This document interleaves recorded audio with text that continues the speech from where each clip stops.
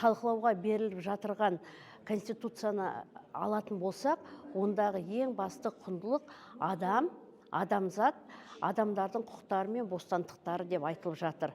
Себебі ең басты біздердің алға қойған мақсатымыз ол құқықтық мемлекетті құру. Құқықтық мемлекетті құрудың ең басты міндеті ол заңның үстемдігі. Заңның үстемдігін біздер талап ететін болсақ, ең бірінші осы адам мен адамзаттың құқықтары мен бостандықтарын қорғау, оларды реттеу жолдарын, механизмін көрсете білуіміз қажет. Сондықтан да мына қазіргі талқыланып жатырған Конституция халыққа не береді? Халық пен Конституцияның арасында алшақтық болмай ма деген сұрақтарға біздер бір жағынан осыған жауап беруіміз қажет болады.